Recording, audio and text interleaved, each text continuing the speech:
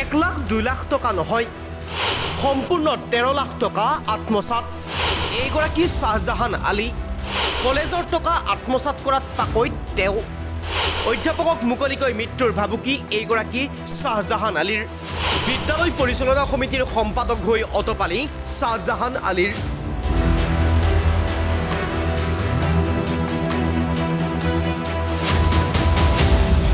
এইগৰাকী শ্বাহজাহান আলী। শ্বাহজাহান আলীৰ অতপালিত এতিয়া অতিষ্ঠ হৈ পৰিছে শ্বহীদ খুৱৰণী মহাবিদ্যালয়ৰ অধ্যাপক জাহেদুল ইছলাম। এইগৰাকী গুণ্ডাৰূপী শ্বাহজাহান আলীয়ে ইতিমধ্যে অধ্যাপক জাহেদুল ইছলামক মৃত্যুৰ ভাবুকি প্ৰদান কৰিছে। গুলীয়াই মৰাৰ লগতে গাড়ীৰে খুন্দিয়াই হত্যা কৰাৰ ভাবুকি প্ৰদান কৰিছে অধ্যাপক জাহেদুল ইছলামক।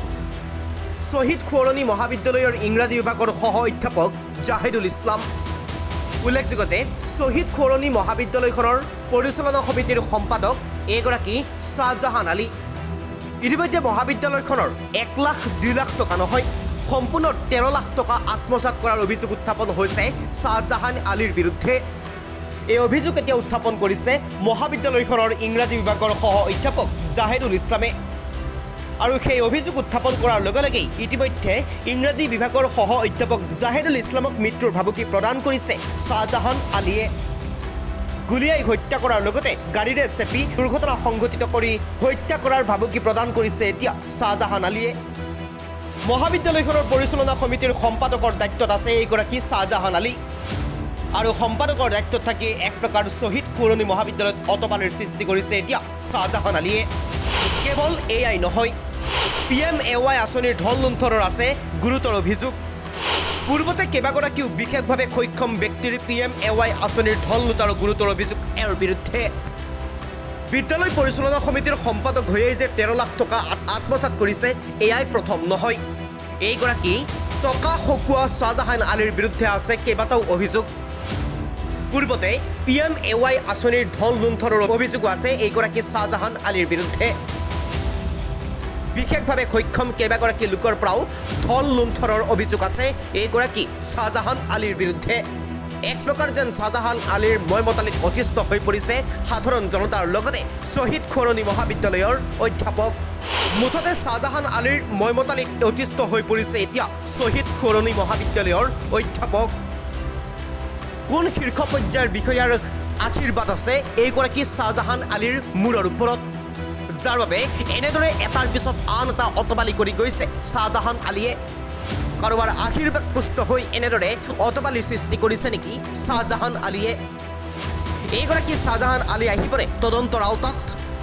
শ্বহীদ খুৱৰণী মহাবিদ্যালয়ৰ 13 লাখকৈ টকা কলৈ গ'ল, কোনে আত্মসাত কৰিলে, সেয়াও হ'বনে তদন্ত? নে এনেদৰে 13 লাখ টকা আত্মসাত কৰাৰ অভিযোগ উত্থাপন হৈয়েই ঘটনাৰ সামৰণি পৰিব? সেয়া লক্ষণীয় হ'ব পৰৱৰ্তী সময়ত। হেল্ল' কমিটিৰ মেম্বাৰ কিমানটা ফোন কৰিছে? কোনদিনা স্যাৰ? এই আজিও তেওঁলোকক ফোন কৰি আছে পুৱাৰ পৰা।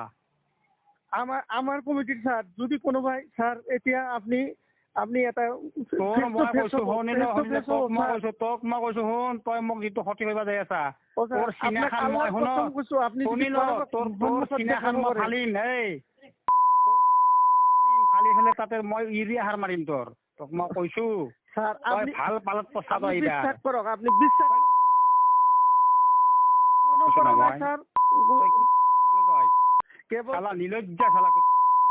গরু যে আকপারি দাঁত নাইকিয়া জানা না, 7 দিন 7 ৰাতি নন্দন ঘাঁহত ছাড়াৰ পিছতো এই গু ফেলা খেৰ টাইনছিল আৰু জিভা খান্দি। ও স্যাৰ আপনি বিশ্বাস কিয় নকৰে স্যাৰ? আপনি ফেস টু ফেস হক, ফেস টু ফেস কৰক এই মানুহবিলাক। মই কোৱাৰ পিছতো কালি কোৱাৰ পিছতো আৰু ভোকান কাটতা গৈছা। নাই মই কেৱল স্যাৰ এইখিনি ক'ব নাযাম যে মই কোনো উল্লেখ কৰিছো টকা পইচা আপনি কওকচোন। আগলামি গোটেইখিনি টাস্ত হইলাম মতো কৈছো নহয়। আচ্ছা স্যার আপনার এইখিনি ক'ব নাযাম যে মই কোনো উল্লেখ কৰিছো টকা পইচা আপনি কওকচোন। আগলামি গোটেইখিনি টাস্ত হইলাম মতো কৈছো নহয়। আচ্ছা স্যার আপনার এইখিনি ক'ব নাযাম যে মই কোনো উল্লেখ কৰিছো টকা পইচা আপনি কওকচোন। আগলামি গোটেইখিনি টাস্ত হইলাম। এবাৰ আৰু ভোকান কাটতা গৈছে। হ্যাঁ আৰু ভোকান কাটতা গৈছে এতিয়া আধা ঘণ্টামান আগত। এই 5 মিনিট আগত মই কৈছো যে মই এনেকৈ কৈছো নেকি? আপনি কওকচোন। এই তার নাম কি? যেহেতু তুমি কোৱাচোন আল্লাহৰ নামত শপত খাই কোৱাচোন তুমি মই তোমাৰ ওচৰত কোনো কথা কৈছো নেকি? কালি নামাজত কেইবাৰ ফোন কৰিছে? হ্যাঁ কালি আপনি নামাজত কেইবাৰ ফোন কৰিছে? দুবাৰ। দুইবাৰ কিয় কৰিছে? হ্যাঁ কিয় কৰিছে ফোন? তেওঁ প্ৰথম কৰিছিলে। সেইটো কিয় কৰিছে? কি কি কথা পাতিছে? কথাটো ক'ব। হয় নামাজত কৈছো যে নামাজ যেতিয়া প্ৰথম ফুটিছে তেতিয়া নামাজ ৰক্ত হৈছিল। মই তেতিয়া ক'লো যে মই অকমান পিছত কৰিম, কৰা নহ'ল আৰু। তাৰপিছত মই ক'লো যে কিয় কৰিছিল, কি হ'ল কথাটো?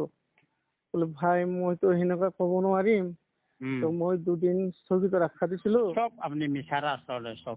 এটা আপনি এজন যি অতি ধুৰন্ধৰ, নটৰিয়াল, বদমাছ, পাগল, আৰু আপনি যি লম্পট, আপনাৰ যে কোনো স্থিতি নাই, এই কথাটো প্ৰতিপন্ন হয়। আপনি একদম এটা থাকাল টাইপৰ মানুহ। দুবাৰ যে ফোন কৰিছো স্যাৰ। আপনাৰ আচলতে বডিটোত নম থাকিব লাগিছিল, হিং থাকিব লাগিছিল, আপনাৰ দুপাৰি দাঁত থাকিব লাগিছিল, আপনাৰ তাৰমানে হেৰি নমাজও কেইবাবাৰো ফোন কৰিছো, ময়ো কেইবাবাৰো কৰিছো স্যাৰ। নাই আপনি একদম ফালতু মান আপোনাক কৈছো। আৰু এতিয়া ফুকান কাটতে কিয় গৈছিল আপনি? মই হেৰি আতিকুৰে কৈছো যে ছাৰে মোক এনেকা মানে গালি পাৰি আছে, তোমাক মই কিবা কৈছো কোনো আজিৰ ডেটলৈ তোমাক কিবা কৈছো? সেইকাৰণে কৈছো স্যাৰ মিছা কথা ক'লে যে আৰু গেছি মই ইমান বেয়াকে কোৱাৰ পিছত আৰু মানুহৰ ঘৰে ঘৰে ছাগালৰ দৰে গেছি। স্যাৰ সি মিছা কথা কিয় ক'লে আপোনাৰ ওচৰত? মানুহ বদমাছ মানুহ।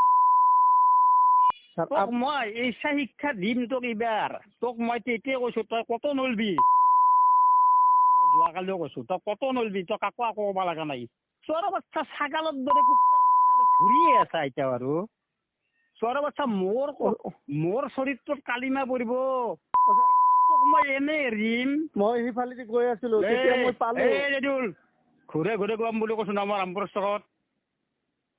ঘূৰে ঘূৰে গম বুলি কৈছো না মই। তোৰ যিটো ছাগলামি চলি আছে, চোৱাৰ বাচ্চা তোক মই কোনদিনা 50,000 টকা দিম বুলি কৈছিলো? তাকেইতো মই কওঁ, তেওঁক মই কৈছো যে এই তোৰ মুখেদি কি হলে ছাগাল ঠিক নাই তোৰ মুখেদি। তোৰ মুখেদি কি হ'ল তই মোক চিনি পানাই। এতিয়া সঁচা নে মিছা আপুনি সেইটো প্ৰুফ কৰক। তোক মই কৈছো নহয় মই 30 মানুহে প্ৰুফ কৰিব যায়। তোৰ কথা মুখেদি নলাগে কেনেকে এই কথা গেলা বাগে থাকে? 30 নেকি 30 মানুহে কথা আহিছে তেওঁ মিছা কথা আপোনাৰ ওচৰত ক'ব লাগিছিল নেকি কওকচোন? ননসেন্স শালা, ষ্টুপিড শালা, বদমাছ কবাৰ পৰা নকাল। তোৰ এতিয়া মই ডকুমেণ্টছ হলাম, তই ক'ৰ পৰা পাছ কৰি আছিলি, ক'ৰ পুনেৰ পৰা পাছ কৰি আছিলি, তোক বাছাৰ পৰা মই তোক শিক্ষা দি আছো।